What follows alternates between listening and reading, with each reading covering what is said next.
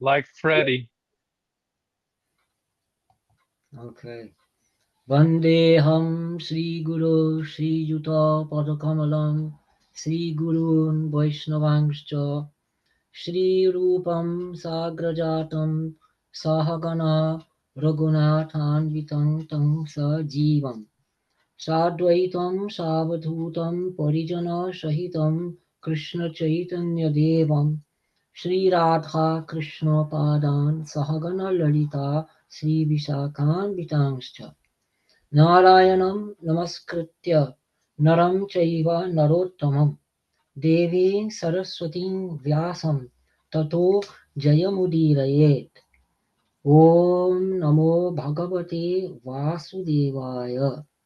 So, chapter 219 from the Kandava Daha Parva. In the middle of it, this thing.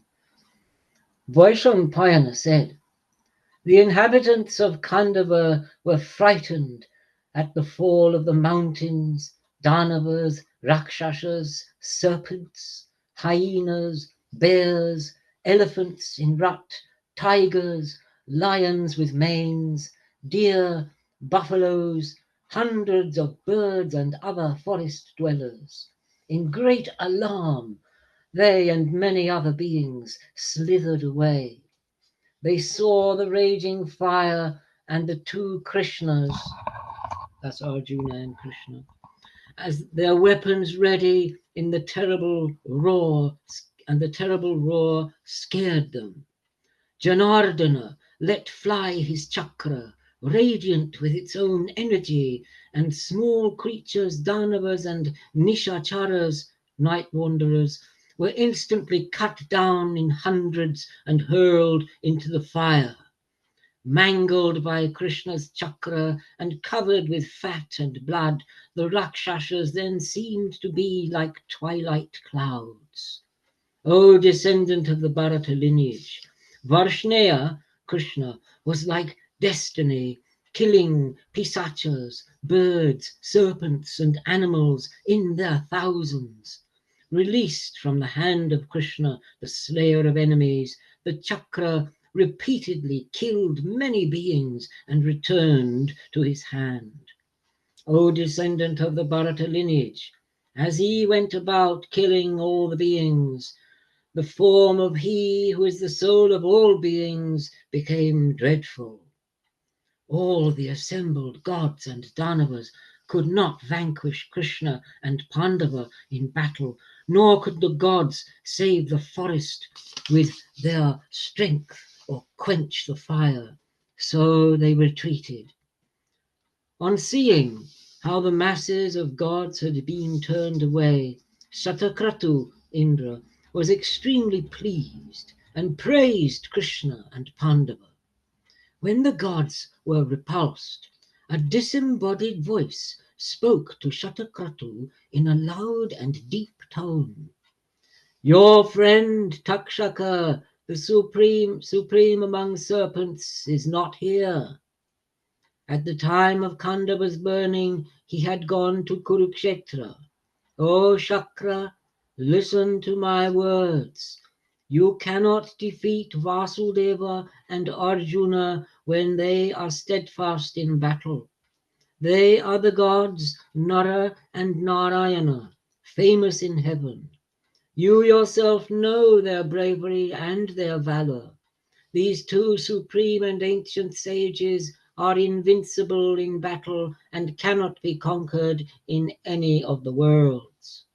They deserve the worship of all the gods, asuras, yakshas, rakshas, gandharvas, humans, kinnaras, and serpents, O Vasava, Indra. Therefore, depart from here with the gods. The destruction of Khandava is destined. Having heard these words, and knowing them to be true, the Lord of the Immortals gave up his anger and jealousy and returned to heaven. O King, on seeing the great-souled Satakratu leave, all the other dwellers of heaven also departed. When the two warriors, Vasudeva and Arjuna, saw the king of the gods leave with the other gods, they roared like lions. O king, Krishna and Pandava were delighted that the king of the gods had left. Fearlessly they continued with burning the forest.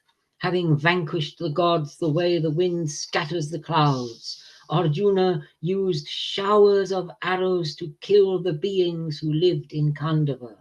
Not a single being could escape from there. They were cut down by Sabyasachi's arrows.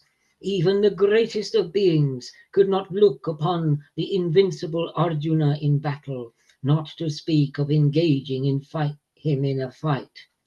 Like the god of death himself, he pierced one with 100 arrows and 100 with one, and dead they descended into the flames.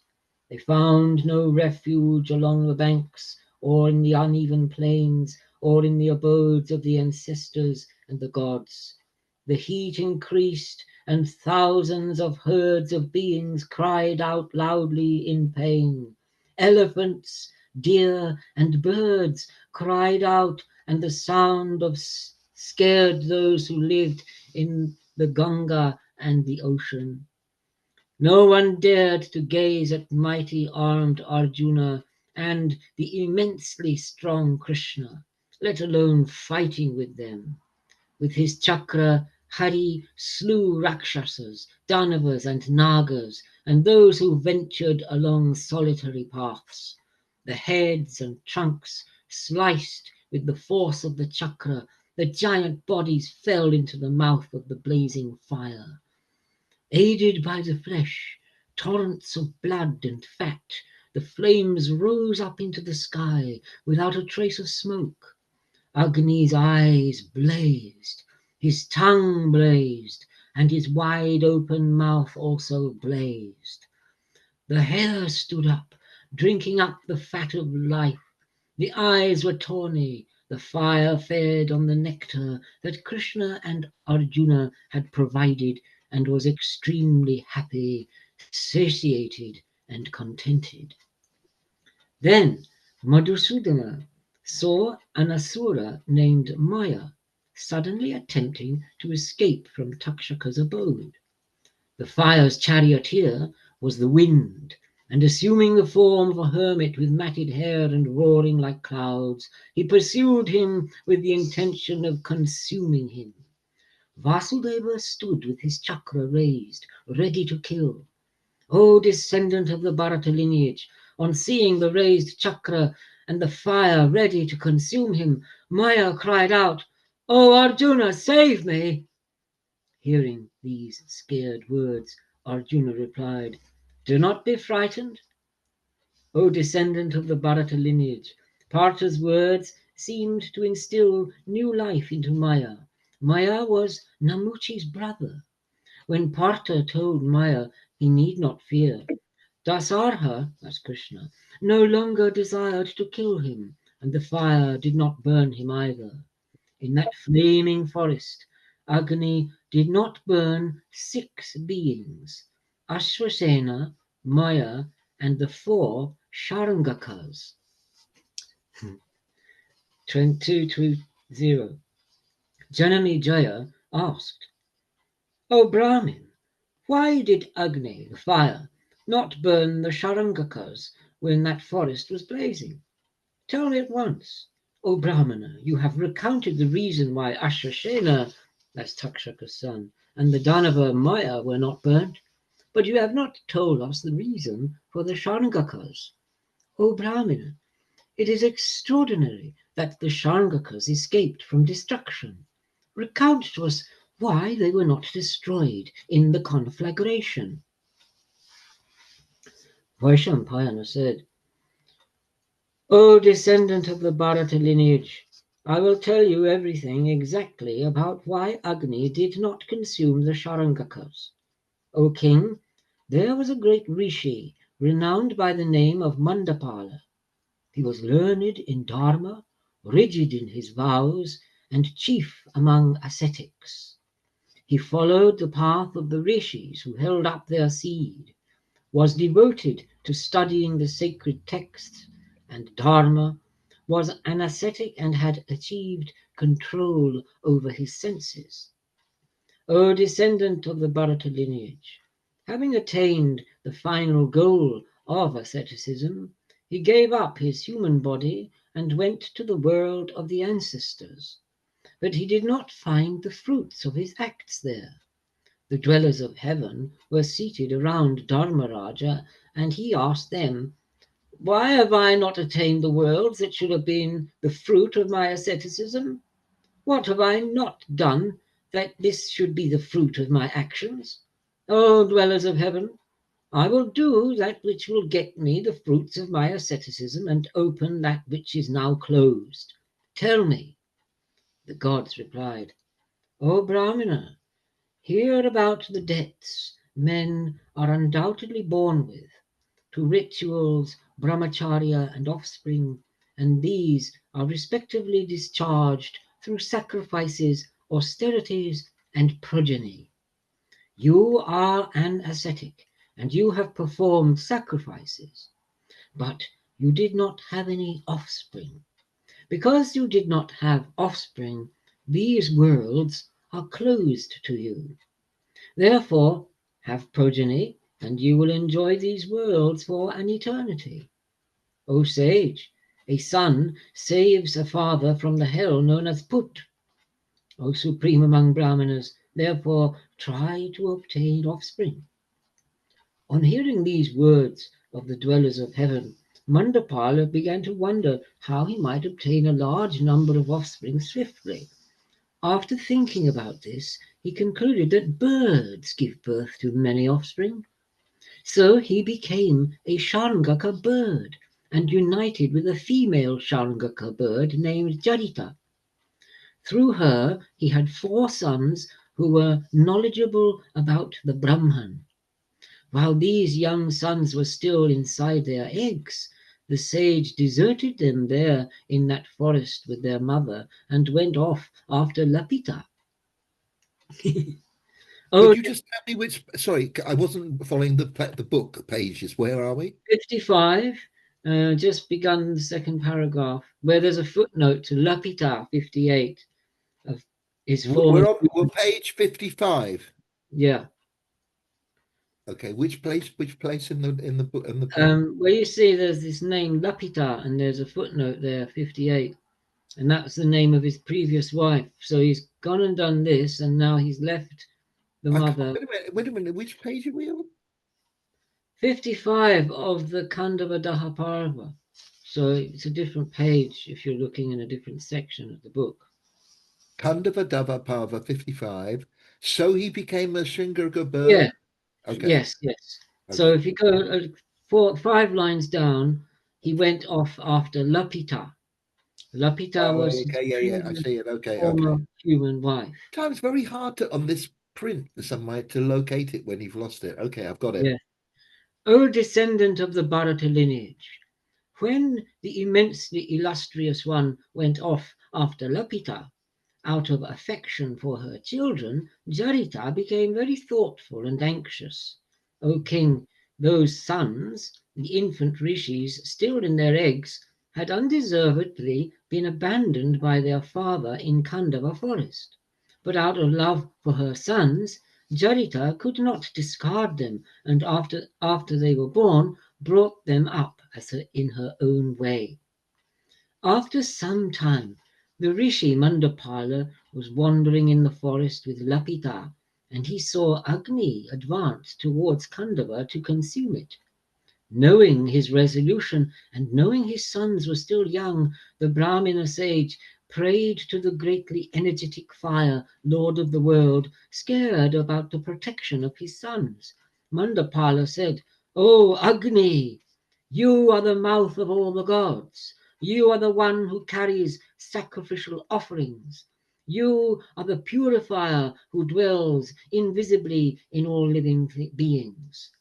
The learned have said that you are one and have again said that you are 3.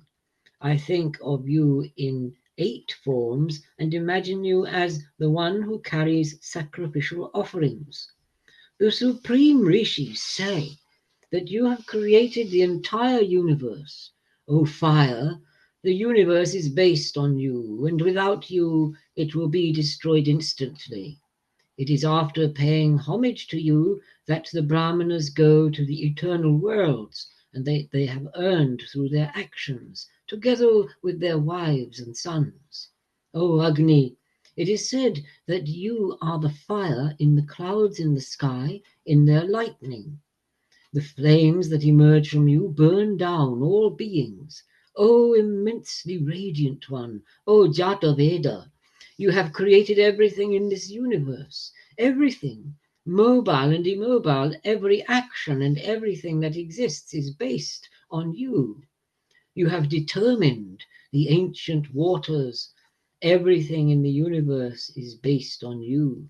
The offerings to the gods and the offerings to the ancestors, as prescribed, are based on you. O Agni, you are the one who burns down. You are Data, you are Brihaspati, you are the two Ashwins, the two Yamas, Mitra, Soma, and Anila. O King, O King. Having been thus prayed to by Mandapala, Agni was satisfied with the immeasurably energetic sage. With happiness in his heart, he asked him, "What good can I do for you?" With hands joined in salutation, Mandapala told the fire, "When you burn Khandava forest, please spare my sons." The illustrious bearer of sacrificial offerings gave him his word, and at that time he blazed into Khandava, wishing to consume it at the time. 221. Vaishampayana said, "When the fire blazed up, the Sharangakas were extremely distressed, miserable, and extremely anxious, because they could not find any means of escaping. O Lord of men, listening to her young sons, their ascetic mother Jarita was stricken with grief and began to lament. Jarita said, "This terrible fire is burning the inside of the forest and advancing towards us. It has blazed up the entire universe and is increasing my misery. My children still have imperfect understanding. They are without feathers and feet, yet they are the ultimate refuge of our ancestors and are tugging at me. The Wow. blazing fire is advancing, licking the tall trees with its tongue and creating terror. My sons still do not have strength and are unable to escape. Nor can I escape somewhere else, taking my sons with me. I cannot abandon them, and my heart is distressed.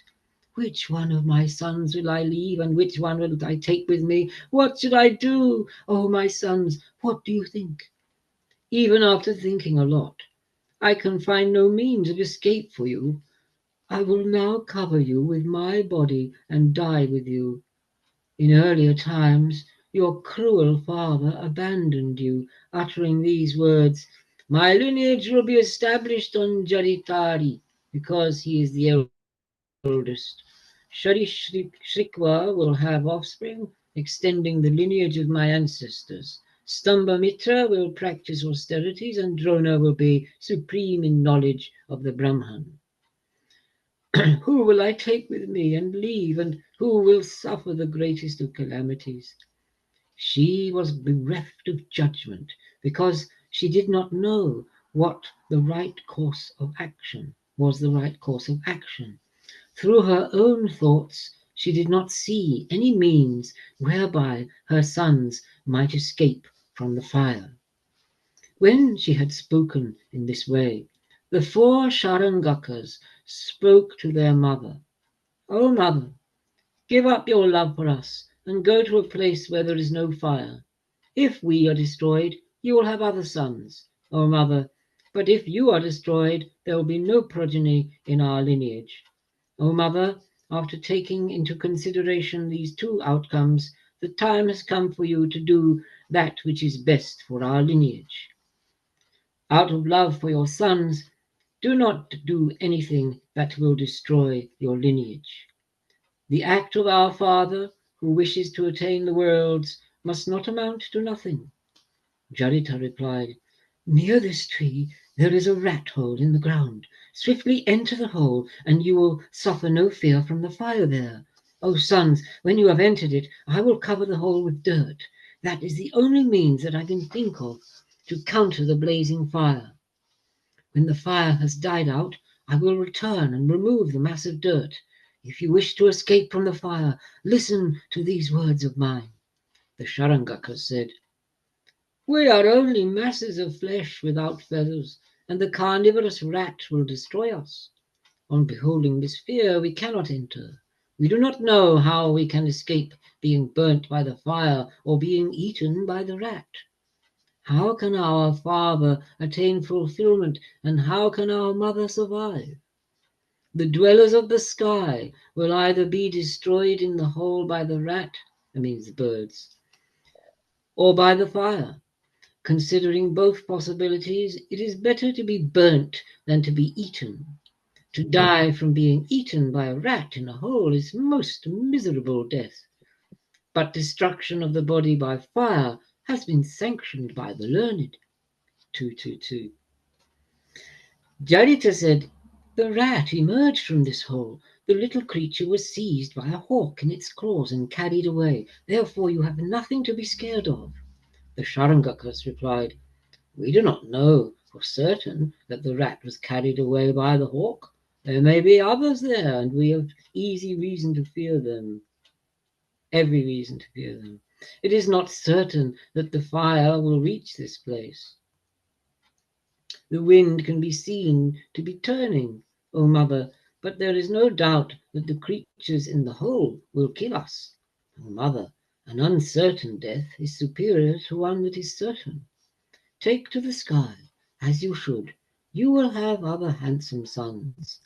Jarita said, I myself saw the powerful hawk approach the hole, roam around, and then fly away from the hole with the rat.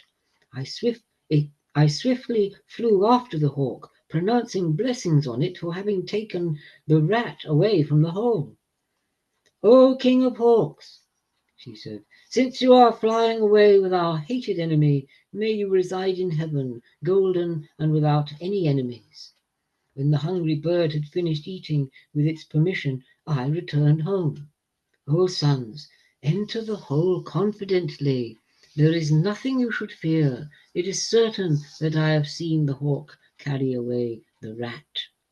The Sharangakas replied, O mother, we do not know whether the rat has really been carried away by the hawk. Without knowing, we cannot enter the hole.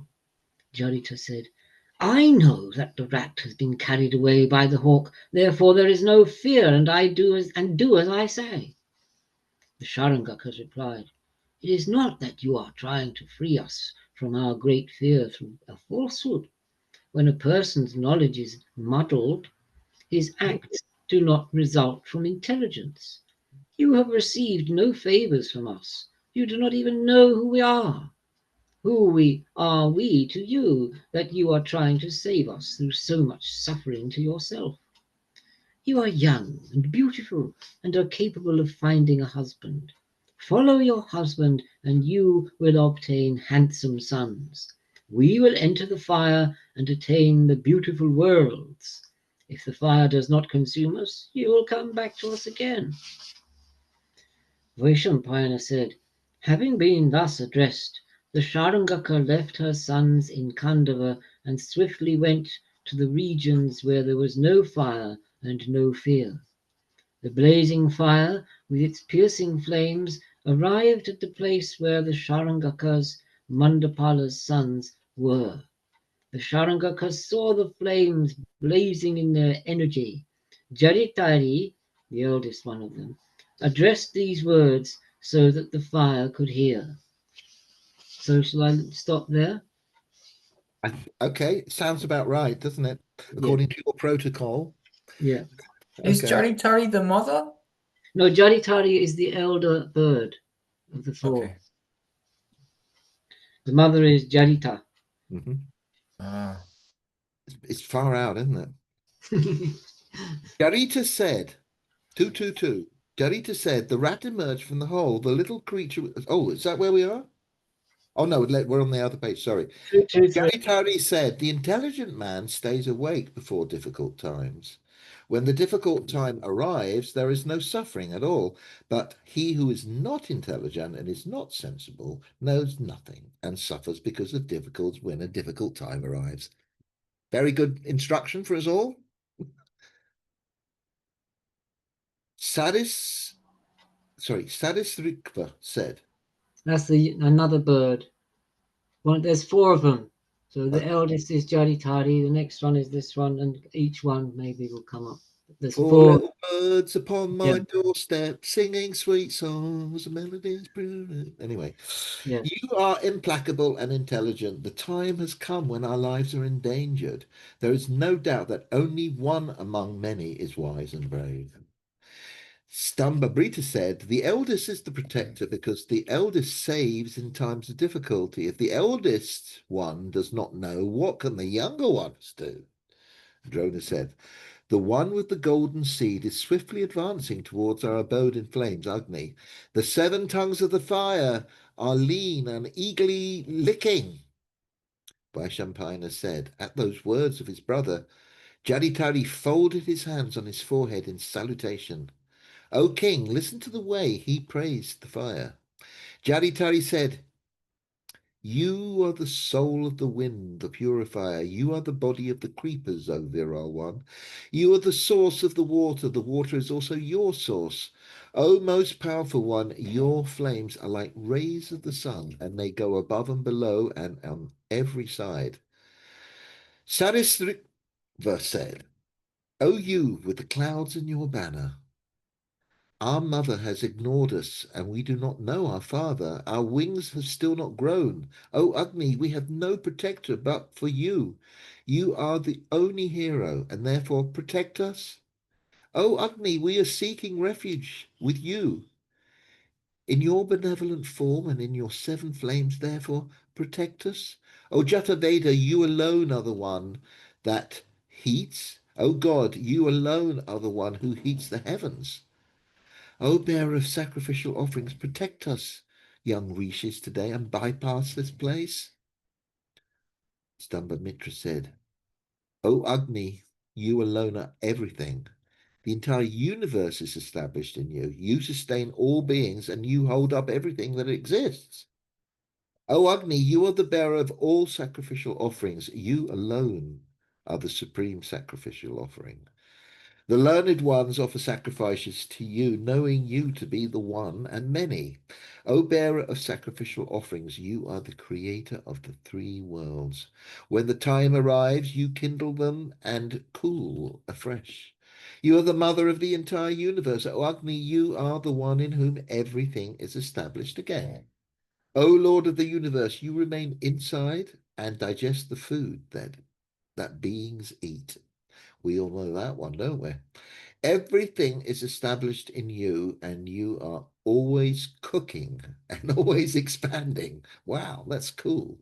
That's it. Like, everything is established in you, and you are always cooking and always expanding. Wow.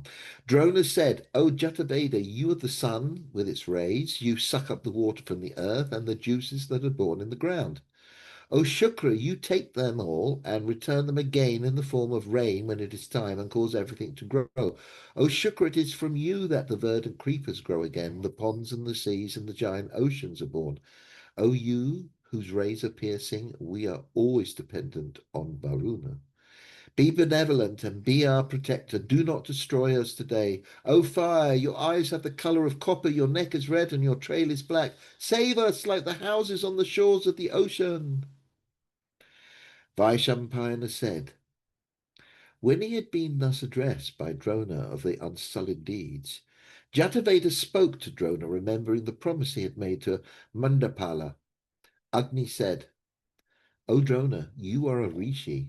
What you have uttered is the Brahman. I will do what you desired, and you have nothing to fear. Mandapala had mentioned all this to me earlier, and had asked me to spare his sons when I consumed the forest. The word that I gave him and the words that you have just spoken are both of great importance. Therefore, tell me what I should do, O fortunate one, O Brahmana, O illustrious one. I am extremely pleased with your praise. Drona replied, O Shukra, these cats cause us trouble all the times. O bearer of sacrificial offerings, place them and all the relatives between your teeth. Wow. O Janamajaya, after granting leaves to the Shangakas, how do you say that? Shangakas, Agni acted accordingly. Blazing up, he consumed the Kandava forest. Wow. 224. Vaishampayana said, O descendant of the Kuru lineage, Mandapala had meanwhile began to worry about his sons. Although he had spoken about them to the one with the piercing rays, his mind was still anxious. In his anxieties for his sons, he told Lapita, O Lapita, my sons are still incapable of escaping. When the fire grows in strength and the wind blows swiftly, my sons will be incapable of freeing themselves. Their ascetic mother will be incapable of saving them. She will suffer misery when she sees that she cannot save her sons. My sons are incapable of running or flying. She will run around lamenting her misery. How is my son Jaritari? How is Sarisva? How are Stambhamitra and Drona? And how is that ascetic? Thus Rishi Mandapala lamented in that forest. O descendant of the Bharata lineage, in her jealousy, Lapita replied in these words, You need not suffer anxiety on account of your sons. You have yourself told me that they are powerful and energetic rishis. They have nothing to fear from the flames. In my presence you spoke to Agni on their behalf. The great souled and blazing one gave you his promise. Being the protector of the world, he will never utter a falsehood. They are eloquent in speech, and your anxiety is not because of them. You are anxious because you are thinking of my enemy, Jadita. I'm a bit confused now, but anyway, it is certain that you do not love me as much as you loved her earlier. It can never be right that one with two parties should display no love towards his relative, even when the one close to him suffers. Go to Jarita, for whom you are suffering. I will wander around alone here like one who is allied with the wretch. Mandapala replied, I'm not wandering around in this world because of the reasons you believe. I am roaming around for the sake of offspring, and those I have are now facing suffering. He who casts off that which he has for the sake of that which might be there is stupid, and the world disregards him. Do what you desire. These blazing flames of Agni are licking the giant trees and are giving birth to a hateful and malevolent sorrow in my heart. After the flames had passed by that spot, Janata, who was attached to her sons, swiftly returned to the place where her sons were.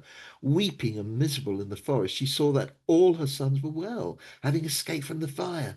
On seeing them, she wept again and again. She embraced her sons one by one, and they too wept. O descendant of the Bharata lineage, at that time, Mandapala suddenly arrived there, but none of his sons displayed any signs of greeting. He spoke to each one of them again and again, and also to Jarata, but none of them uttered a single word to the rishi, good or bad. Mandapala asked, which one of you is my eldest son, and who is the one born after that? Who is the one in the middle, and who is the youngest? I am speaking to you in misery. Why aren't you replying to me? I left you to the fire, but I did not find any peace. Jarata replied, what do you have to do with the eldest son or with the one who came after him? What do you have to do with the one in the middle or with the youngest one as an ascetic? You had left me miserable in every way and gone away. Go back to the young Lapita, the one with the beautiful smile. Mandapala said, other than a different man, there is nothing in this world that is more fatal to women than a co-wife.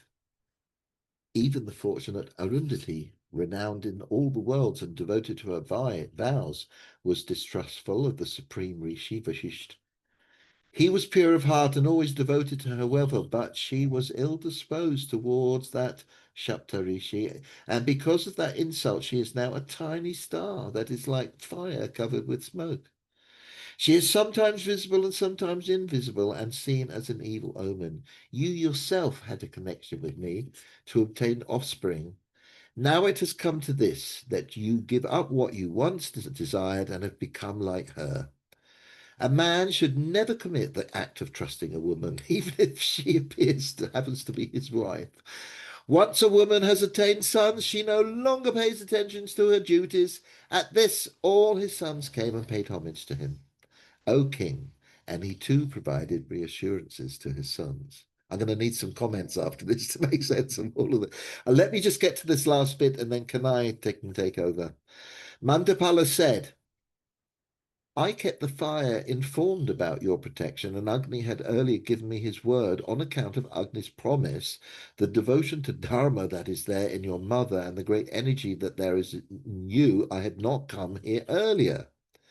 O sons, you had no reason to worry about your death. All of you are rishis, learned in the knowledge of the Brahman. The fire knows that well enough. Vaishampayana said, O descendant of the Bharata lineage, having thus reassured her sons, Mandapala took his wife with him, and leaving that region, went to another region. The illustrious lord with the piercing rays consumed the kindling Kandava forest with the assistance of the two Krishnas, and brought terror to beings and the world. The fire drank up rivers of fat and marrow. Agni was extremely satisfied and appeared before Arjuna. Then, surrounded by masses of Maruts, the illustrious lord of the gods descended from the sky and spoke these words to Parata and Madhava. You have accomplished a feat that is difficult. Even for the immortals I am pleased. Choose boons that are difficult to obtain and beyond what humans can get. Partha asked for the boon that he might get all of Shakra's weapons. Then Shakra fixed the time for the receiving. O Pandava, when the illustrious Mahadev will be pleased with you, that is when I will give you all the weapons. O descendant of the Kuru lineage, O Dhananjaya, I will myself know when that time has arrived. Because of your great asceticism, I will then bestow on you all my Agmaya, their divine weapons, and all my Vabhyaya weapons, and all my other weapons, and you will accept them. Vasudeva asked for the boon that he might always be loving towards Partha. Ah, bless. The Lord of the gods happily granted this boon. Having done so, the god who was the Lord of the Maruts took his leave of the fire and returned to heaven with the 30 gods. Having consumed the forest with its animals and birds for 5 days and one, the fire was extremely satiated and ceased. He had eaten flesh and drunk fat and blood. O Lord of the world, he was filled with extreme joy and spoke to them. O warriors, O tigers among men, you have gratified me to the point of extreme bliss. You now have my leave to go where you want. O bull among the Bharata lineage, having been thus granted leave by the great-souled fire, the threesome of Arjuna, Vasudeva, and the Dhanavamaya wandered around for some time. They then seated themselves on the banks of the beautiful river. How far out is that? Thus ends the Adiparva of the Mahabharata. Wow. Wow, man. Wow. Great. So you don't really need any clarification, do you? Because it all makes I mean, I would have to go back through, and I just kind of went through the flow because there were so many things that I didn't kind of. It wasn't just, if you remember at the beginning, it said how he went off, he left his sons and the mother there, Jarita, went off looking for Lapita, his other wife. I know I get confused by all the names. So there was the jealousy there. So when Yeah. Lapita, he said, I've got to go and save my sons. He said, you don't care about your sons. You just want to go back to Jarita. So Yeah. I'll just wander around here then. And then so when he does go back there, she also chides him for going off just because he was after Lapita. It's quite far out. Yeah, it's a big soap opera. It's just ever. But you only read 5 pages there. I'm okay. I think I'm okay. That's good. You know, Okay, so Kanai, you probably want to read the introductory matter there. Yeah, Because this I'll is do a that. big parva now. We finished. Alright. Actually, all that we just read was all Adi Parva. It had parvas within it, but that was all Adi Parva. So now it's the big second part. Okay, so everything in the first book and this is the volume. I mean, we've just finished the first parva now, have we? Yeah. Okay. You know the reason for protecting the fire? Do we come back to that? Remember there was a sage and he requested it.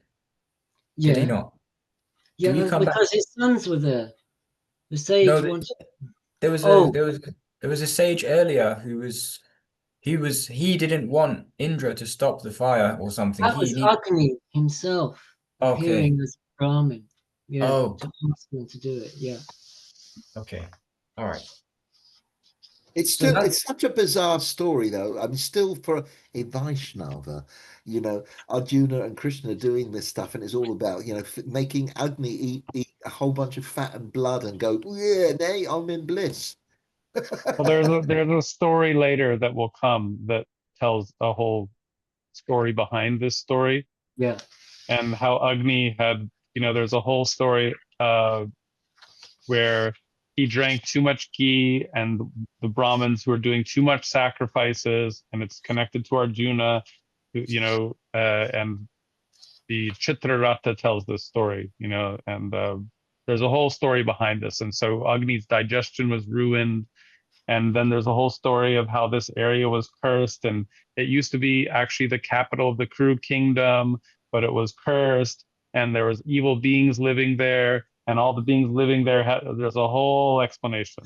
So fear not, dear Matura. Okay. That's good. I like these. That's how to make a good story. Right. It leaves you with a feeling, like an unresolved feeling that's kind of, and then you're going to get another angle and you're going to go. So you go through a journey of rasa, it's not all kind of It really is the king of stories, isn't it? It's say such an amazing tapestry woven. it makes the Bhagavatam look almost kind of like a simple story compared to this, in a sense. It's like so vast. It's so I've only just start. I mean, I'm only just a beginner, right? So Kanai, you should go stop at 2:30. Yeah. Tapati, that's the name of Arjuna that Chitrarata calls Arjuna, and that's how he tells the whole backstory. Tapati. Yeah, that's right. Tapati, yeah, Tapati. Yeah. Okay. Sorry. Off you go. Sabha Parva introductory paragraph. The word Sabha means assembly hall or council, and in the 18 Parva classification of the Mahabharata, Sabha Parva comes second. Understandably, this Parva is about an assembly hall. Sabha Parva has 72 chapters. In the 100 Parva classification of the Mahabharata, sections 20 through 20 through to 28 constitute Sabha Parva. There are two ways to number chapters in this translation. First way is to do it consecutively within each of the 18 Parvas. That is, the numbering of the chapters begins afresh with Sabha Parva. This is the way the chapters are numbered in the Sanskrit text. The alternative way is to number chapters consecutively right from the beginning. The former makes it easier to match the translation with the Sanskrit text, but the latter is probably more reader-friendly. The numbering of the chapters from Sabhaparva onwards uses both, so that the reader has choice. The first number is a consecutive one from the beginning, and the second number within brackets is the numbering within Sabhaparva. Didn't understand any of that. Section 20. Sabhaparva. The name of this first section within this parva is also the same as the name of the parva, the word sabha having already been explained. Okay, so 226. Vaishampayana said, in Vasudev's presence, Maya joined his hands as a sign of respect and repeatedly worshipping him, spoke to Partha in flattering words. O Kunteya, you have saved me from the angry Krishna and the fire that desired to consume me. Please tell me what I can do for you. Arjun replied, O great Asura, you have done everything and can leave in peace. May you always be friendly towards us, and may we always be friendly towards you. Maya said, O illustrious one, O bull among men, what you have said is deserving of you. O descendant of the Bharat lineage, As a token of my affection, I wish to do something for you. I am extremely wise, the Vishvakarma of the Danavas. O Pandava, therefore, I wish to do something for you. Arjun replied, You think that I have saved your life from instant death, but if that is the case, I cannot ask you to do anything.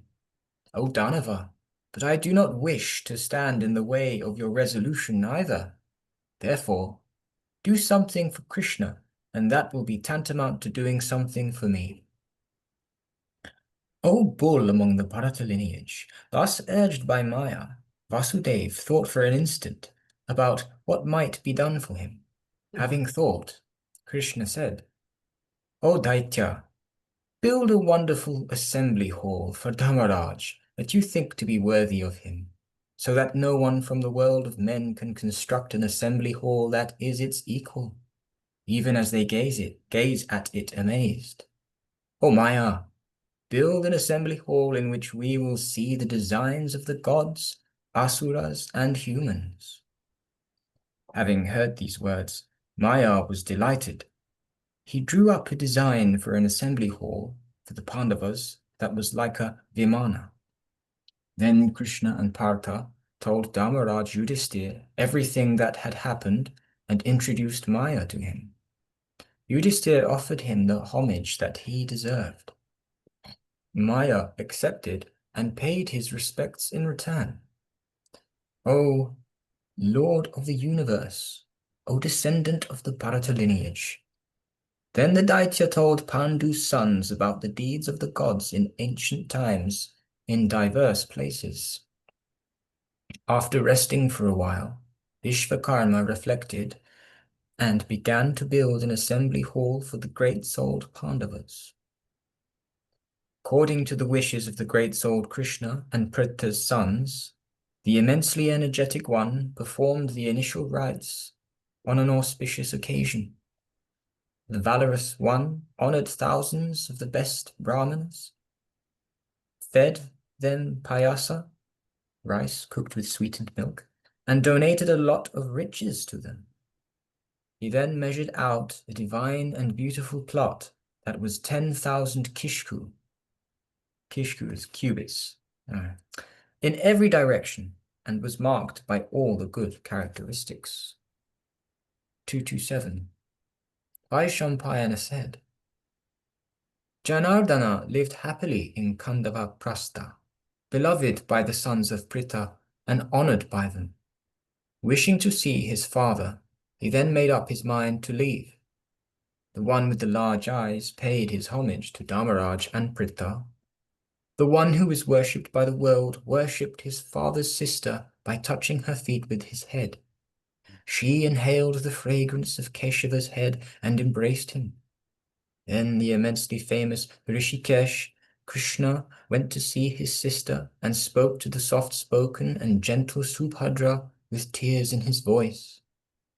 The illustrious one's words were brief, appropriate, and loaded with goodness. She too worshipped him with her head bowed down and gave him messages for her relatives. Taking his leave from the beautiful one, Varshnaya then went to see Krishna and Domya, that's probably Draupadi, yes. The supreme among men worshipped Domya in the appropriate way, and consoling Draupadi, Janardhan took her leave. That must be his leave, or maybe her leave. The learned and strong one then went to the other brothers with Partha. Surrounded by the 5 brothers, Krishna looked like Shakra surrounded by the immortals.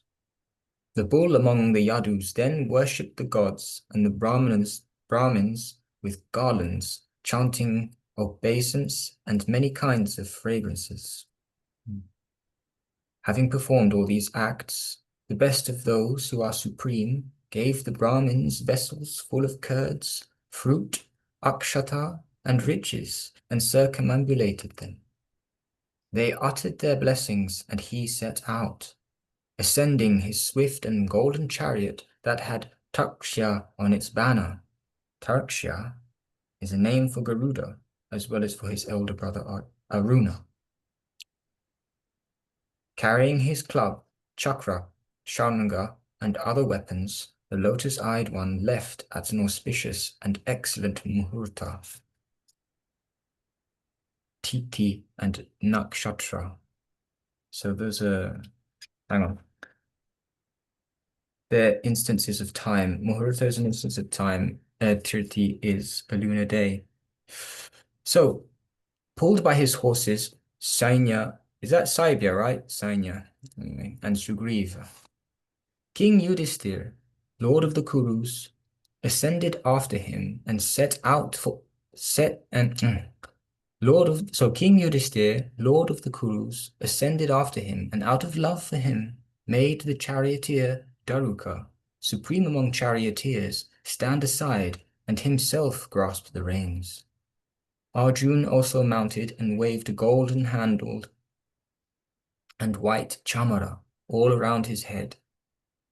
The powerful Bhimasen and the twins followed Krishna, surrounded by the priests and the citizens. Keshava, the destroyer of enemy warriors, was thus followed by the brothers and shone like a preceptor followed by his beloved disciples. Bidding the lamenting Partha farewell, Govinda embraced him. He then paid his homage to Yudhishthir, Bhimasen, and the twins. The twins embraced him firmly in their arms and paid him homage.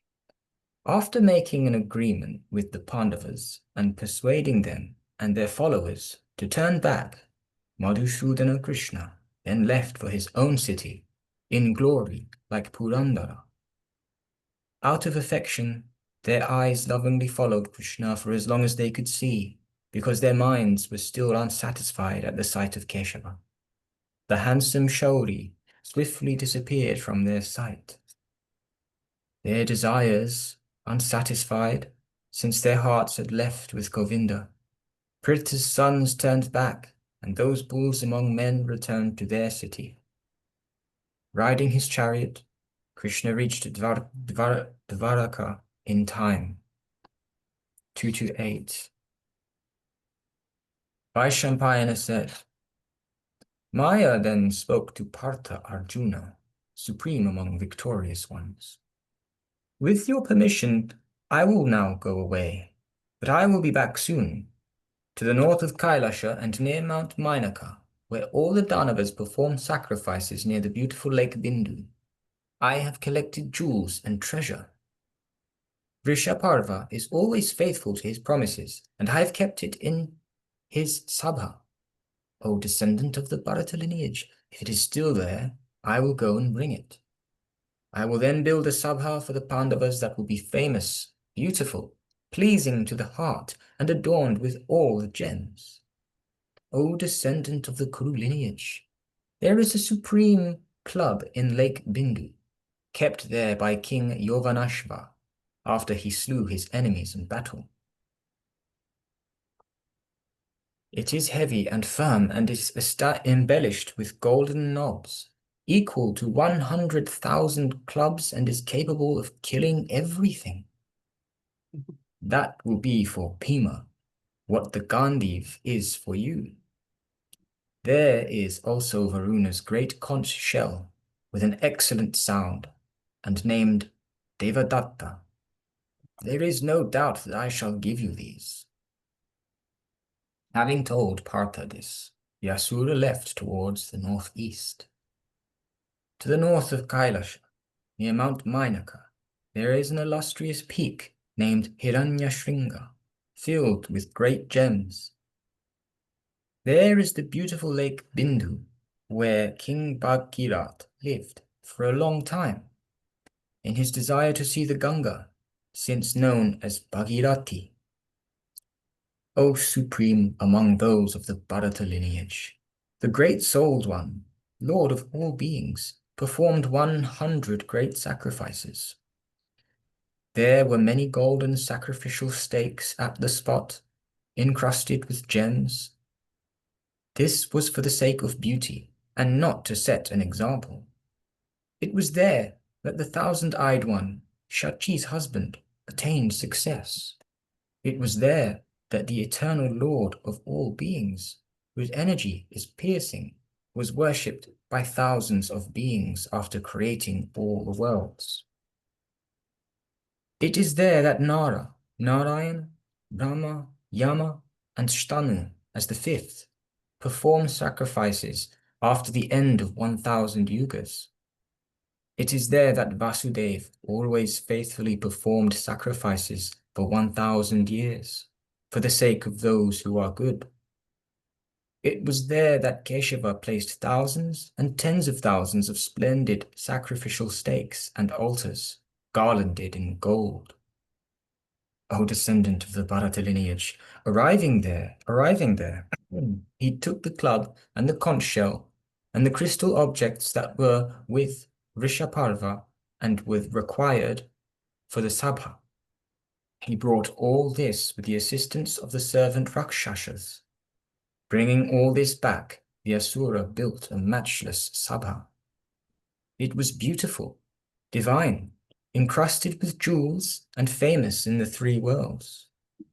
He gave the supreme club to Bhimasen and the supreme conch shell Devadatta to Partha. O great king, the supreme assembly hall had golden pillars and a circumference of 10,000 kishku. Its beautiful form was radiant and divine, like the fire, the sun, or the moon. Its splendor seemed to challenge the blazing splendor of the sun. Its radiance was divine, as if it was on fire with divine energy. It was like the sky, covered with a mountain or a cloud. Spacious, large, smooth, without blemish, a remover of fatigue. It had the best objects in it, and its walls were garlanded with gems. It had many jewels, many treasures, and had been built well by Vishvakarma. The unrivaled beauty Maya gave it was such that Sudharma of the Darshahas, or Brahma's palace, was no match. On Maya's instruction, 8,000 Rakshashas, known as Kinkaras, guarded and protected the Sabha. Wow. They could travel in the sky, were terrible, and had large forms and great strength. Their eyes were red and yellow, their ears were like conch shells, and they were armed. Inside the Sabha, Maya built a matchless tank full of lotuses. Their leaves were made of Vaidurya, and their stalks were made out of brilliant gems. Vaidurya is lapis lazuli. There was the fragrance of lotuses, and there were many fish in the water. There were flowering lotuses, and it was adorned with fish and turtles. Gentle steps led down into clear and pure water that was always present and was stirred by the wind. It was decorated as with dots of pearls. On seeing the tank decorated with gems and precious stones, some kings did not recognize and fell into it out of ignorance. Around the Sabha, there were giant trees that were always flowering. They were beautiful and dark, and cast a cool shade. All the gardens were fragrant. All the ponds were adorned with swans, karandavas, and chakravakas. The wind carried the fragrance of the flowers in the water and those on land everywhere, and pleased the Pandavas. Such was the Sabha that Maya built in 14 months. When it was completed, he informed King Dharmaraj. Vaishampayana said, King Yudhisthira then entered. The Lord of Men fed 10,000 Brahmins with ghee, payasa, roots and fruits, and gave them unused garments and many garlands. The Lord gave each of them 1,000 cows. O descendant of the Bharata lineage, the cries of "What an auspicious day!" seemed to touch heaven. The supreme among the Kurus worshipped the gods with music, diverse songs, and many fragrances. Then, for 7 nights, the great soul Yudhisthira was served by wrestlers, dancers, fighters, raconteurs, and minstrels. When the homage had thus been paid, the Pandava and his brothers pleasured in that beautiful Sabha like Shakra does in heaven. Rishis and kings from many countries were seated with the Pandavas in that Sabha. Ashita, Devala, Satya, Sarpamali, Mahashira, Avavasu, Sumitra, Maitreya, Shunaka, Bali, Baka, Dalbhya, Stulashira, Krishna Dvaipayana, and we ourselves, Vyasa's disciples, Shuka, Sumantu, Jaimini, and Pila.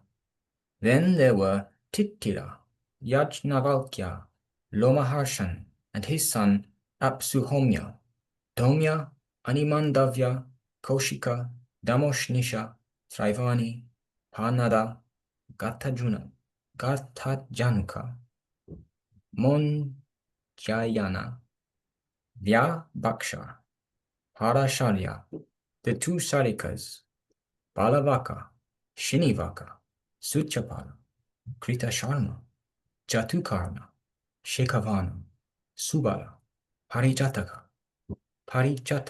the immensely fortunate Parvata, the sage Markandeya, Pavitrapani, Savarni, Valuki, Galav, Jangabandhu, Raibhya, Kopavega Shrav, Brigu, Haribabru, Kaundinya, Pabrumali, Sanatan, Kakshivana, Oshija, Nachiketa, Gotama, Painga, Varaha, Shunaka, the immensely ascetic Shandilya, Karkara, Venujanga, Kalapa, and Kata.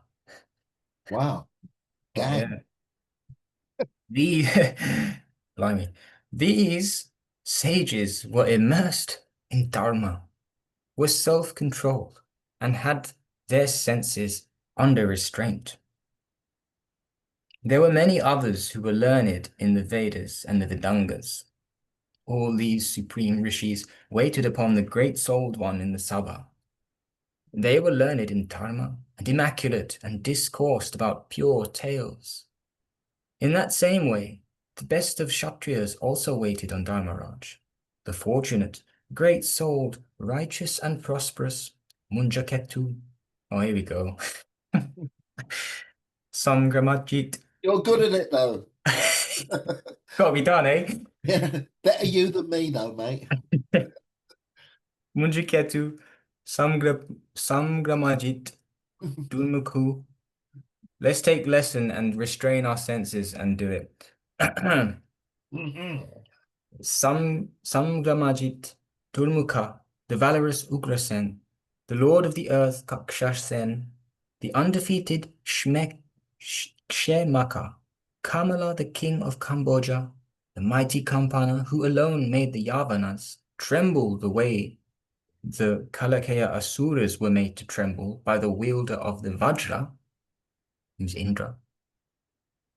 King Jatasura, beloved by the Madras, kings Kunti and Kuninda of the Kiratas, Anga, Vanga, and Pundra, Pandya, Udraja, Andraka, King Sumana of the Kiratas, the king of the Yavanas, Chanura, Devavrat, Poja, Vimarat, Shrutayudha of Kalinga, Jayatsena of Magadha, Susharma, Chekitana, Surata, the destroyer of enemies, Ketuman, Vasudana, Kritakshan of Videha, Sudharma, Aniruddha, the immensely strong Shrutayudha, the invincible Anuparaj, the great almsgiver Kshemajit, Shishupal, and his son, the king of Karush, the invincible Vrishni princes who were like the gods, namely Ahuka, Vipritu, Gada, Sarana, Akrura, Kritavarma, Shini-san Satyaki, Bhishmaka, Arhiti, the valorous Dyumatsen, the great archers from Kekaya, Yajnasen, of the Somakas, O king! There were all the immensely powerful princes of the Vrishnis who had learnt the science of archery from Arjuna and were dressed in deer and antelope hides, and other princes who had been similarly taught, Rukmini's son, and Samba, and Yuyudhan, Satyaki. O ruler of the earth! These and many other kings were there. Dhananjaya's eternal friend Tumbalu was there. Chitrasen with his advisors and many other Gandharvas and Apsaras, skilled in singing and music, knowledgeable in the beating of tala, and Kinnaras, who were excellent pupils of Laya. Who's Laya? Lyre means tempo. Keeping time. It's actually, it's quite a very, when you, it's not speeding up, it means keeping it steady. Yeah.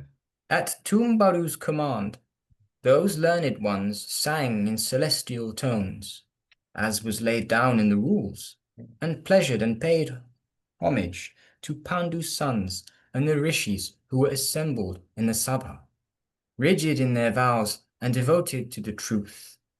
They paid homage to Yudhisthira, the way the gods do so to Rama in heaven. I believe that's me now. Someone else told in 2:30. So does Probably Roger, Bhima. Bhima want to go next? Bhima! Okay. Yes. Yes. You could, Bhima, you should continue and stop at chapter 233. Okay, you just tell me if I forget there, but yeah, 233. Okay. Easy to remember. I hand over moderating duties to you, Panditji.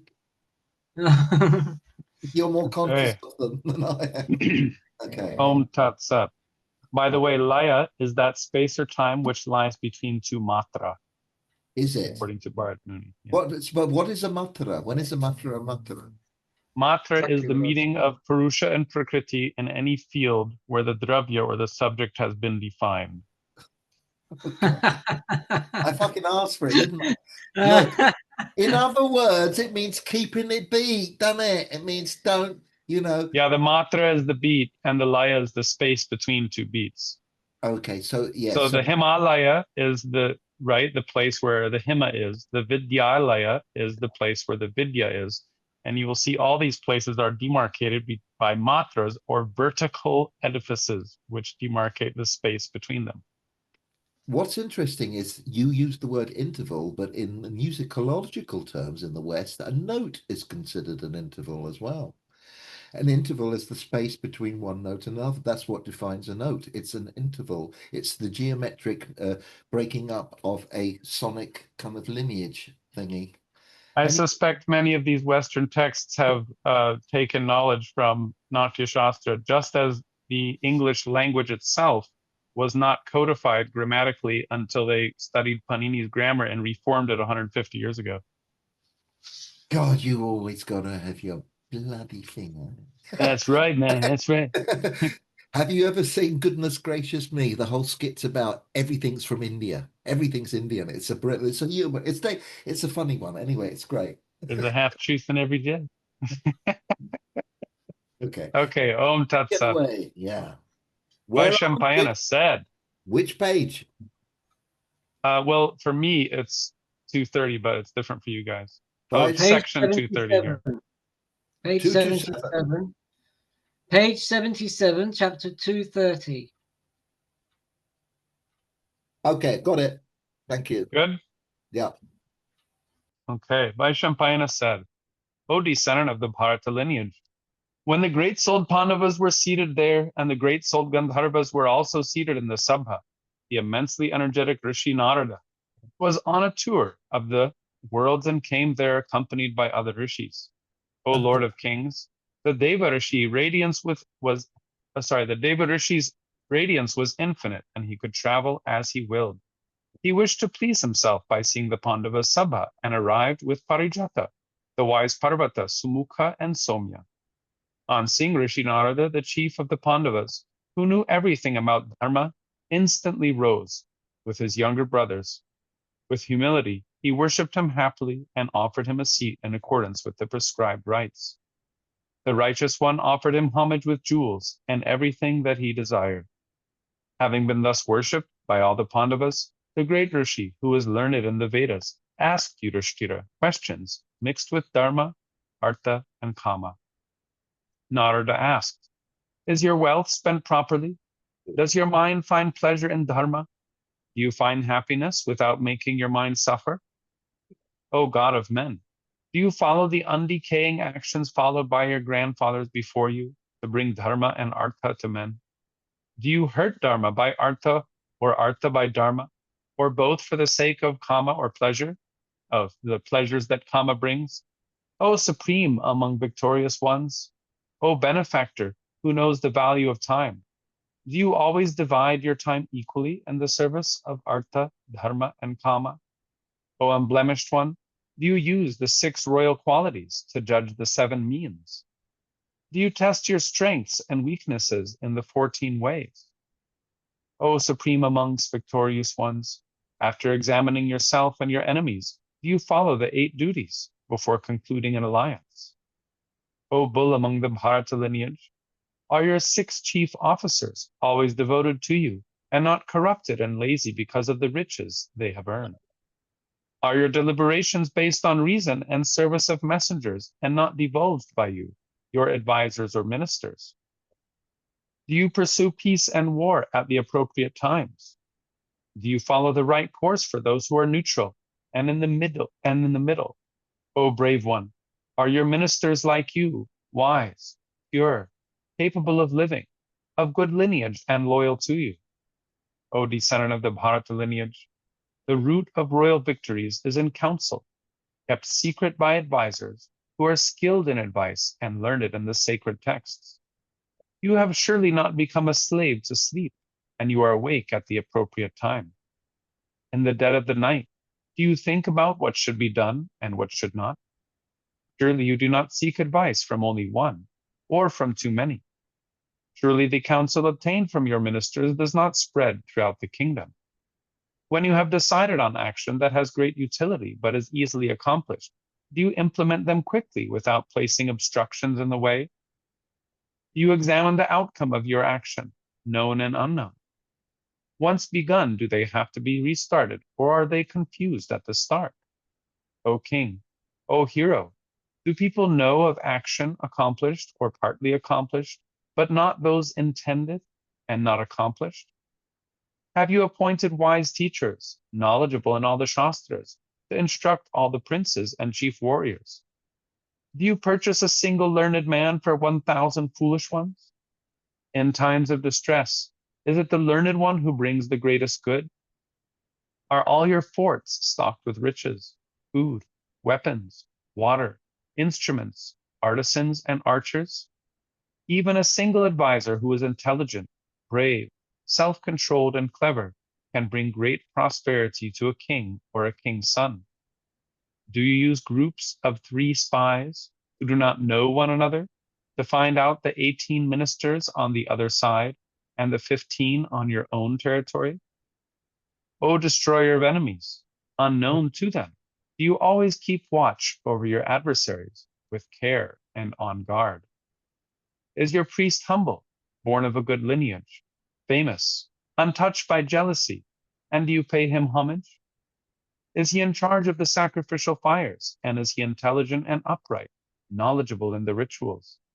Does he always know the time when sacrifices and offerings must be rendered? Is the appointed astrologer skilled in the knowledge of rituals and in treating all the omens and destinies? Have you appointed superior servants in superior positions and medium ones in medium positions? Have you employed inferior servants in inferior positions?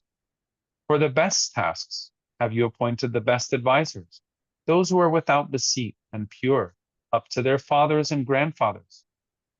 O bull amongst the Bharata lineage, surely your subjects are not oppressed by harsh punishments when the ministers govern your kingdom. Do they slight you the way sacrificial priests slight those who have fallen, or wives slight oppressive husbands addicted to desire? Is your general bold, brave, intelligent, persevering, pure, well-born, loyal, and skilled? Are the chief warriors of your army skilled in every kind of warfare? And are they known to exhibit great valor and prowess? Do you treat them respectfully? Are your soldiers given their rations and wages on time? Do you know that non-payment of rations and wages on time makes servants angry with their masters? The learned have described this as a great calamity. Are the sons of good families chiefly loyal to you? In the field of battle, are they ever ready to give up their lives for you? In military affairs, is there a single one who is beyond control and causes harm to many because of selfish reasons? If a man performs an extraordinary act beyond what he is required to do, does he obtain great honor, rations, and wages? Do you reward with wealth and honor men who are learned, humble, and skilled in any type of knowledge in accordance with their qualities?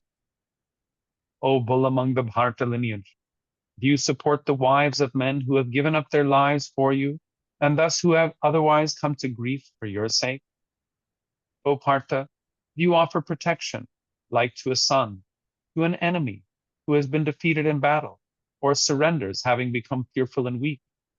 O Lord of the earth, are you impartial towards everyone on earth, and can they fearlessly come to you like a father or a mother?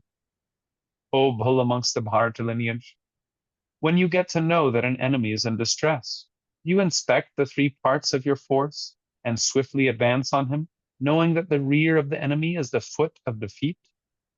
O great king, do you pay wages to your soldiers in advance? O scorcher of enemies, do you distribute riches from the enemy kingdom among the chiefs of your army, in accordance with what they deserve? O Partha, after having first controlled your own self and senses, do you seek to defeat enemies who are enslaved by their own passions and senses? Before marching against your enemies, do you first employ the four techniques of sama, dana, dhanda, and bheda in accordance with their qualities? O Lord of the earth, do you first strengthen your base before marching out? Do you attack to win, and having won, do you protect? Does your army have four types of forces, and is it divided into 8 wings? Well trained by superior officers and capable of defeating the enemy? O scorcher of enemies, O great king, when attacking the enemy in battle, surely you do not kill during seasons of sowing and harvesting. Do the various agents in your kingdom and in those of the enemies carry on their appointed tasks and protect each other? O great king, are the servants who protect your food, garments, and perfumes approved by you? Are your treasury, granary, stable, gates, armory, and revenue department guarded well by loyal servants whose virtue has been proved? O Lord of the earth, surely you first protect yourself against your servants, private and public, then protect them from your kinsmen and against each other. Do they know in the forenoon of your pleasures in drinking, gambling, and sporting with women? Are expenses covered with half the revenue, or a third, or a quarter? Do you always sustain with food and riches your relatives, superiors, the aged, merchants, artisans, dependents, the helpless and the distressed? Do accountants and writers employed to look after revenue and expenditure always report to you in the forenoon about both? Surely you do not dismiss without reason servants who have your welfare at heart, are loyal, are capable, and who have not committed errors before. O descendant of the Bharata lineage, once you have determined the good, the indifferent, and the bad, do you appoint them to the right post? O Lord of the earth, do you appoint those who are avaricious, prone to thievery, quarrelsome, and are underage? Do you oppress the kingdom with the strength of avaricious thieves, minors, and women? Are the farmers content? Are the tanks in the kingdom large and full and placed at right distances, so that the harvest is not destroyed because of lack of rainfall? If food and seeds are scarce, do you grant farmers charitable loans at the rate of 1 pratika for 100? O son, are the professions undertaken by those who are honest?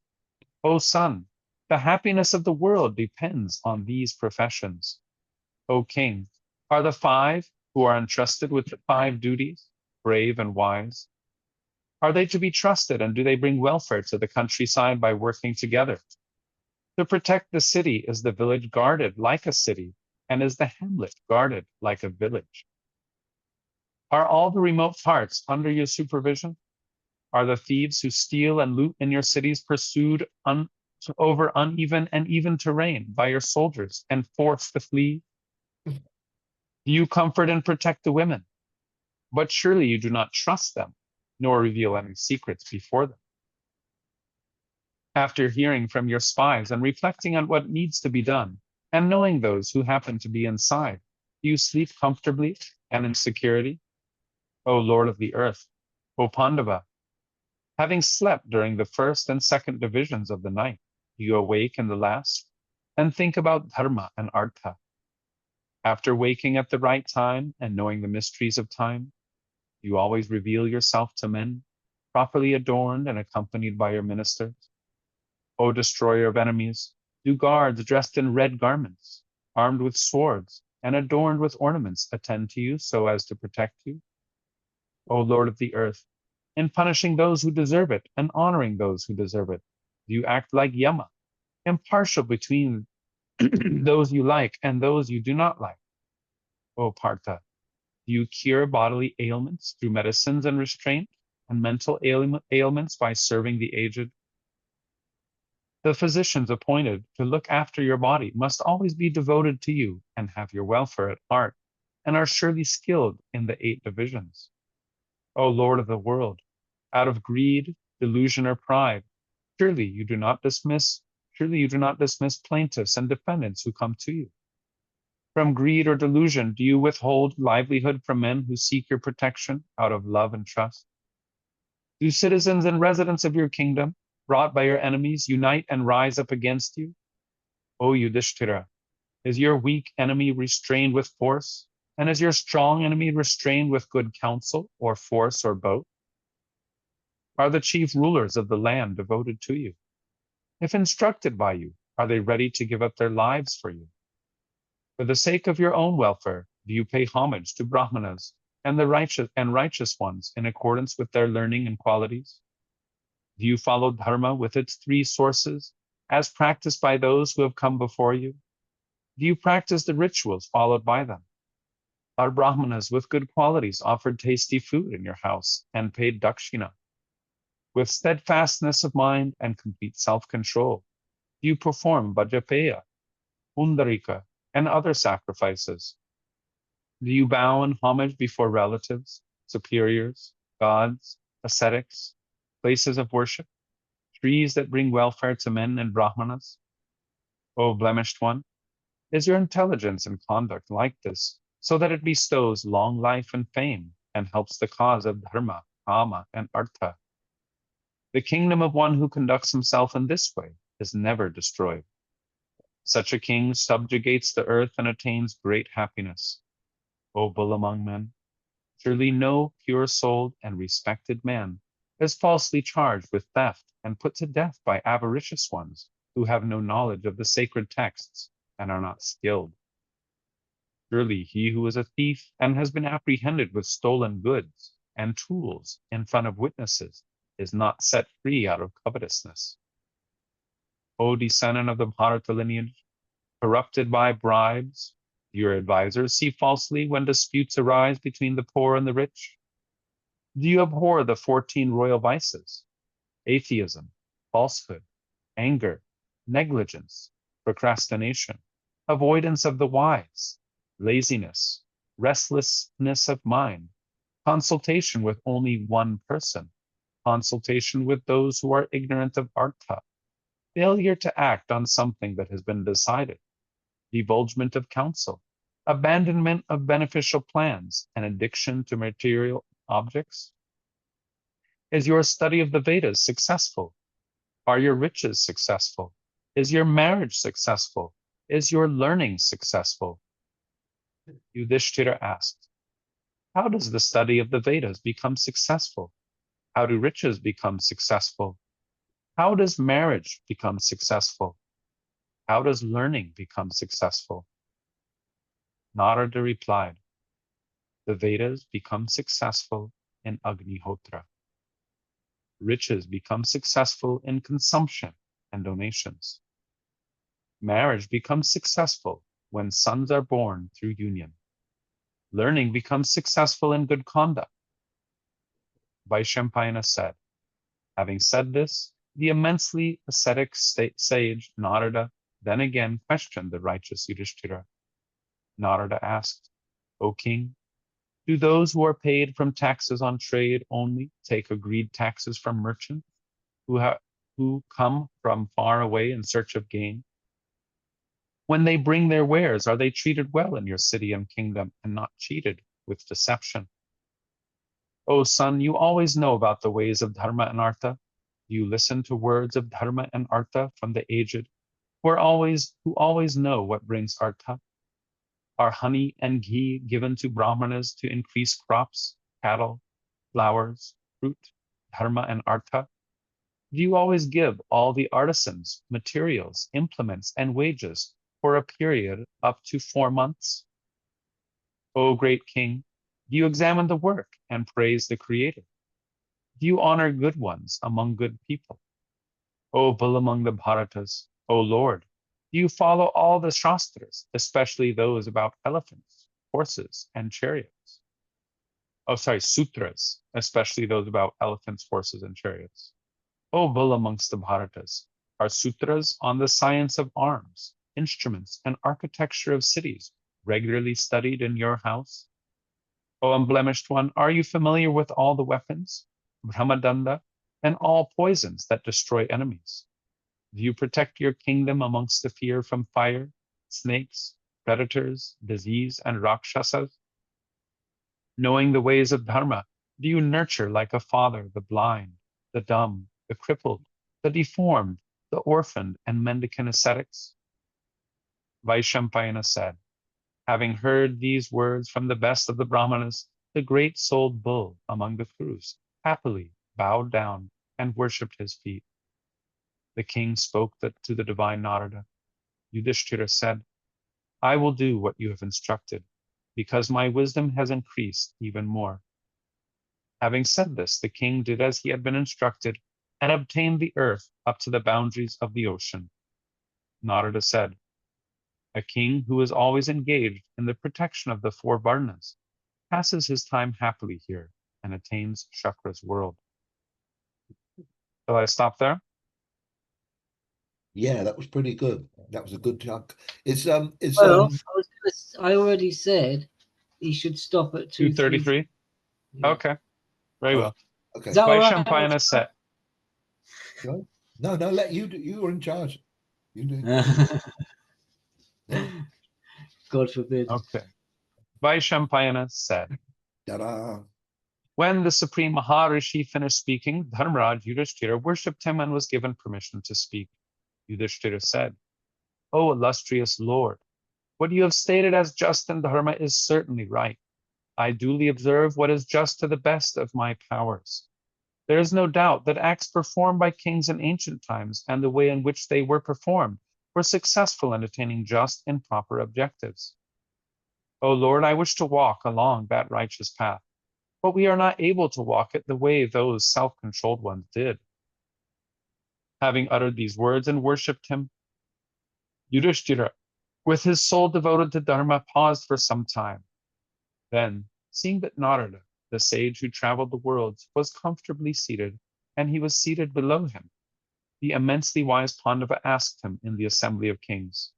Yudhishthira asked, you always traveled the many and varied worlds Brahma created in ancient times, at the speed of thought, and like a witness. O Brahmana, I am asking you, tell me if you have ever seen anywhere a sabha like this, or one superior to it. Hearing these words of Dharmaraj, Narada smiled and replied in soft words. Narada said, O son, O king, O descendant of the Bharata lineage, I have never seen nor heard of an assembly hall like the bejeweled one that belongs to you in the world of men. I shall describe to you the sabhas of the king of the ancestors, Pitris, the wise Varuna, Indra, and the one who dwells in Kailasa. O bull amongst the Bharatas, if your mind wishes to hear, I will also describe Brahma's divine Sabha, the dispeller of all fatigue. Having been thus addressed by Narada, Dharmaraja, Yudhishthira, and his brothers in that assembly of kings joined their hands in salutation. The great-souled Dharmaraja then replied to Narada, describe to us all those assembly halls. We wish to hear from you, O Brahmana. What are those sabhas made of? How long are they and how wide?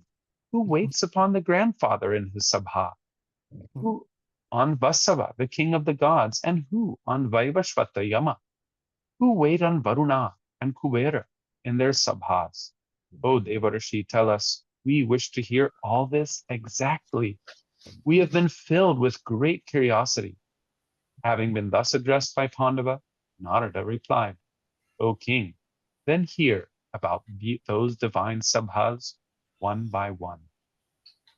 Narada said, O Kauravya, Chakra's divine sabha is radiant, and he obtained it as a result of his acts. Chakra built it himself, and it possesses the radiance of the sun. It is 100 yojanas wide and 150 yojanas long. It is 5 yojanas high. It is airborne and can roam anywhere at will. It dispels old age, misery, and fatigue. It is free from fear and pure and auspicious.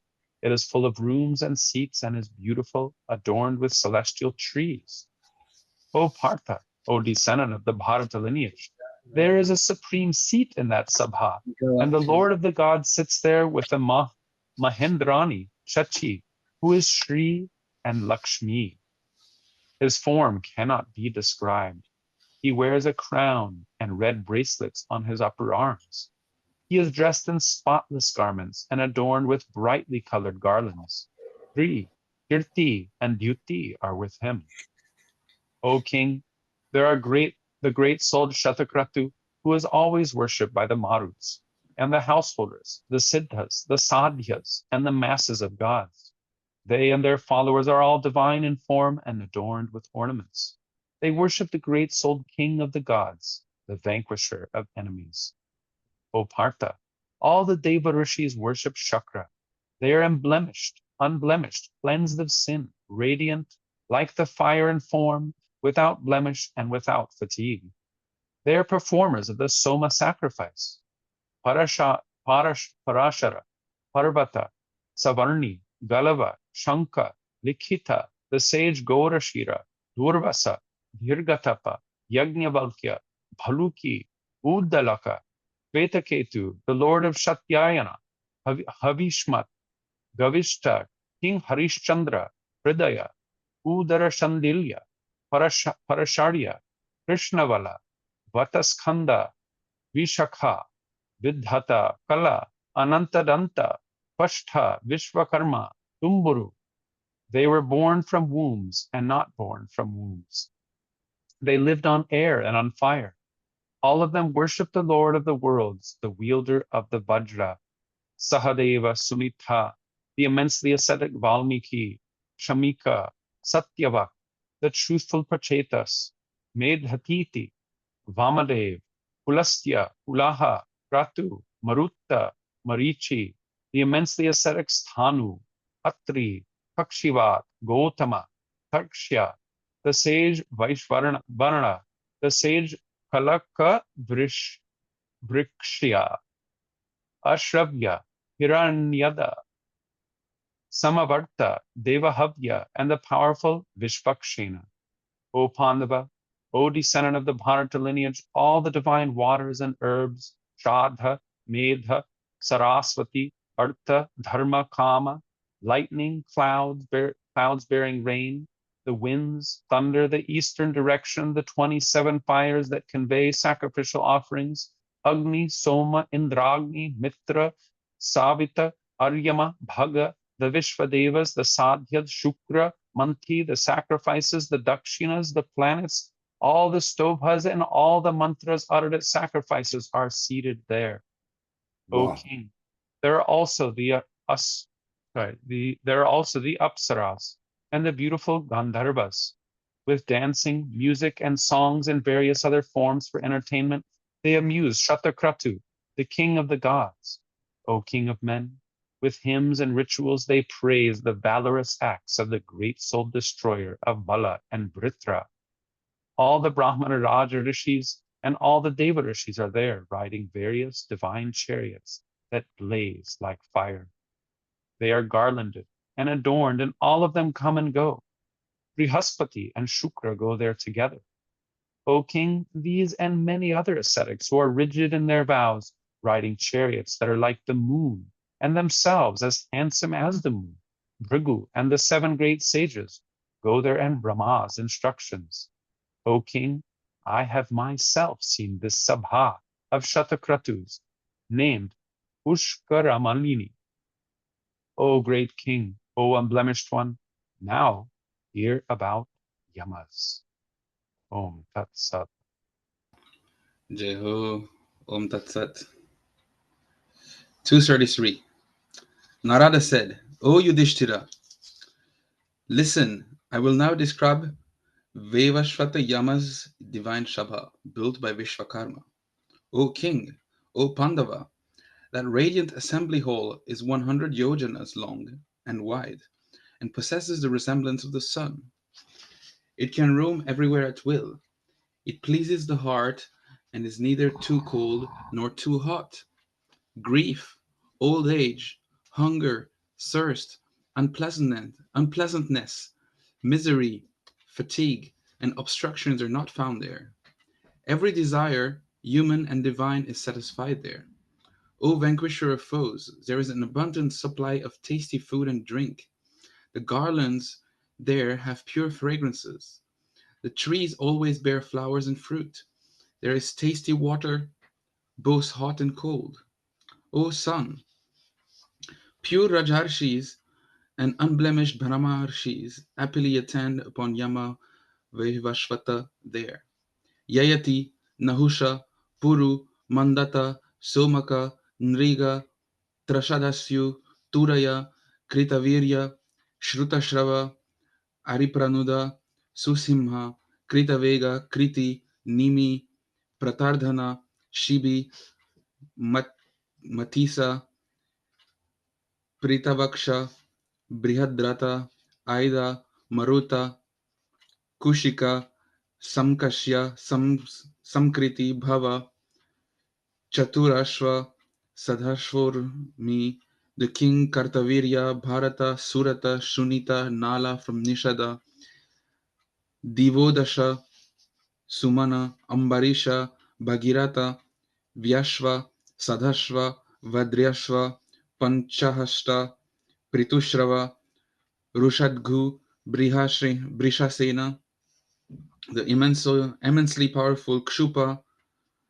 Rushadashva, Vasumana, Purukutsa, Dhwaji, Rati, Arshtishena, Dilipa, the great-souled Ushinara, Oshinara, Pundarika, Sharyati, Sarabha, Suchi, Anga, Arishta, Vena, Dushanta, Sanjaya, Jaya, Bangrashvari, Sunita, Nishada, Tvishirata, Karandama, Balika, Sudyumna, the powerful Madhu, Kapotaroma, Trinaka, Sahadeva, Arjuna, Dasharati Rama, that is Ram, the son of Dashrath, Lakshman, Pratardhana, Alarka, Kakshasena, Gaya, Gorashva, Jamnagdi Rama, Parashuram, Nabhaga, Sagara, Bhurijumna, Mahashva, Pritashva, Janaka, the king Venya, Varishena, Puraja, Janamijaya, Brahmadatta, Trigarta, king Uparichara, Indrajumna, Bhimajanu, Gaya, Prishta, the unblemished Naya, Padma, Muchukunda, Burijumna, Prashenajit, Arishtanemi, Pradyumna, Pritagashva, Ajaka, the 100 kings from Matsya, the 100 Nipas, the 100 Hayas, the 100 Dhritarashtras, the 80 Janamejayas, the 100 Brahmadattas, the 100 fighting Iris.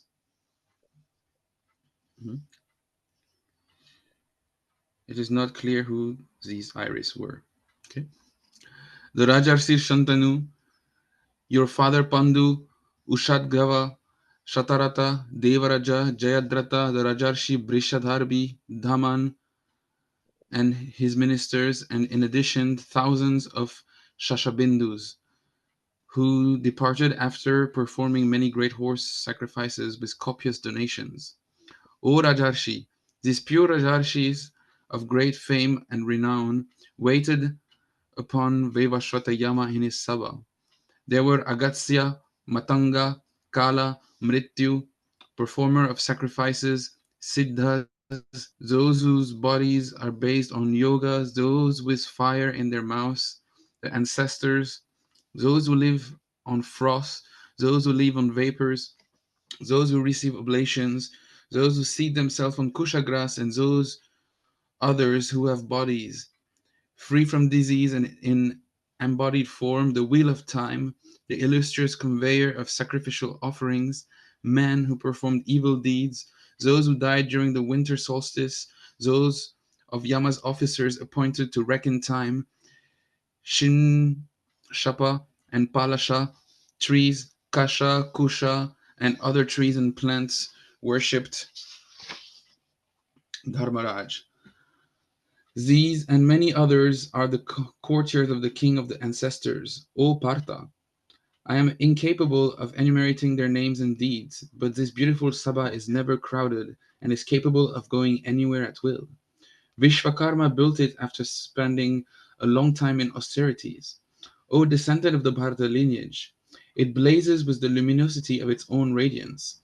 Ascetics who are fearsome in their austerities, rigid in their vows, truthful, calm, practiced in renunciation, accomplished, purified through their holy deeds, all with radiant bodies, and all attired in spotless attire, adorned with bracelets and their upper arms and garlands, on their upper arms and garlands, with flaming earrings, performers of good and holy deeds, and marked with signs of go there. Great souled Gandharvas and 100 classes of Apsaras are there, filling it everywhere with instrumental music, dancing, singing, laughter, and sport. O Partha, sacred fragrances and sound and celestial garlands adorn it everywhere. 10 million righteous and intelligent men in bodily form always wait upon the great soul Lord of all beings. O King, such is the Sabha of the great souled King of the ancestors. I will now describe you Varuna's Sabha, known as Pushkaramalini. 234. Narada said, O Yudhishthir, Varuna's celestial Sabha is white in radiance. Its dimensions are exactly like those of Yama's, with white walls and portals.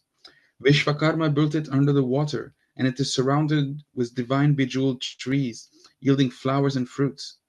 It is carpeted with blue, yellow, black, dark, white, and red flowers, and there are bowers with clusters of blossoms. Hundreds and thousands of beautiful and sweet toned birds of many varieties are there, with forms impossible to describe. That Sabha is pleasant to the touch, not too cold, not too hot.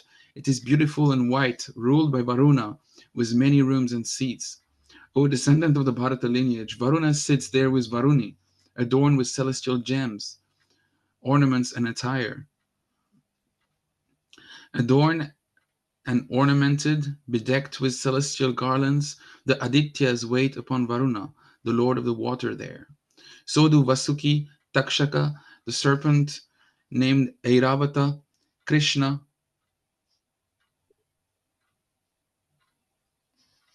Lohita, Padma, the valorous Chitra, the Nagas Kambala and Ashvatara, Dhritarashtra, Balahaka, Maniman, Kundaladhara, Karkotaka, Dhananjaya, Prarhada, Mushikada, and Janamejaya, all spreading their hoods, marked with pennants and auspicious circular signs.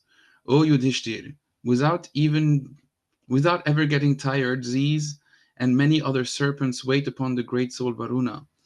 King Vairochana, Bali, Naraka, the conqueror of the earth, Prarada, Viprachitti, the Danavas known as Kalakanjas, Suhanu, Durmukha, Shanka, Sumana, Sumati, Gatodhara, Mahaparshva, Kratana, Pitara, Vishwarupa, Surupa, Virupa, Mahashirsha, Dashagriva, Vali, Megashvasha, Dashavara, Kaitaba, Vitatuta, Samrada, Indratapana. These classes of Daityas and Danavas are all adorned with beautiful earrings, garlanded and crowned, and attired in divine garments. They have been blessed with boons, are brave, and all have transcended mortality. They are all correct in observing their vows and worship the great souled god Varuna, who holds them in Dharma's noose. O Yudhishthira, there are the four oceans, the river Bhagirathi, Kalindi, Vidisha, Vena, Narmada, Vegavahini, Vipasha, Shatadru, Chandrabhaga, Saraswati, Iravati, Vitashta, Sindhu, Devanada, Godavari, Krishnavena, Kaveri, the best of rivers. These and other rivers, fords and lakes, wells and springs, ponds and tanks in embodied form. O descendant of the Bharata lineage, the directions, the earth, all the mountains, and all the aquatic creatures worship the great souled one. All the masses of Gandharvas and Apsaras, skilled in singing and playing musical instruments, are seated and they praise Varuna. Mountains full of jewels and the juices of herbs are all there in embodied form, worshipping the Lord. O bull among the Bharata lineage, such is Varuna's beautiful Sabha, which I have myself seen in my earlier travels. Hear now about Kubera's Sabha. 235. Narada said, O king, Vaishravan's radiant and white Sabha is 100 yojanas long and 70 yojanas wide. O king, Vaishravana, so Vaishravana is Kuvera, built it himself through the power of his austerities. It has the luminosity of the moon, is established in the sky, and is like a peak of the Mount Kailash. Held aloft by the Guyakas, celestial and adorned with tall and golden trees, it seems to be fixed to the firmament. It radiates rays and is resplendent, fragrant with divine scents. Beautiful and resembling white clouds and mountain peaks, it seems to float in the sky. There sits the handsome king Vaishravana, adorned in lustrous earrings and attired in colorful ornaments and garments. He is surrounded by 1,000 women. He is seated on a supreme and pure throne that is as radiant as the sun and is covered with divine spreads with celestial footstools. Pure and fragrant breezes carry the perfume from extensive coral trees, scented groves, water lilies from the lotus pond known as Alaka and Nandana gardens. Please the mind and heart and offer homage. O descendant of the Bharata lineage, gods and Gandharvas surrounded by crowds of Apsaras sing divine songs in celestial tones there. There are Mishrakeshi, Ramba, the sweet smiling Chitrasena, Charunetra, Gritachi, Menaka, Punjikatstala, Vishwachi, Sahajanya, Pramlocha, Urvashi, Ira, Varga, Sorabeyi, Samichi, Budbuda, and Lata. O Pandava, these and thousands of other masses of Apsaras, skilled in singing and dancing, pay homage to the grantor of riches. With these masses of Gandharvas and Apsaras, that Sabha is never empty and is magnificent, filled with divine music, singing and dancing. There are the Gandharvas known as the Kinnaras and others known as Naras, Anibhadra, Dhanadha, Shvetabhadra, Guyaka, Kasheraka, Gandakandu, the immensely strong Pradyota, Kushtumbura, Pisacha, Gajakarna, Vishalaka, Varahakarna, Sandroshta, Palabhaksha, Palodaka, Angachura, Shikavarta, Hemanetra, Vibhishana, Pushpanana, Pingalaka, Shonitora, Pravalaka, Vrikshavasya, Aniketa, Chitravasa. O descendant of the Bharata lineage, these and many other yakshas in hundreds and thousands are in attendance.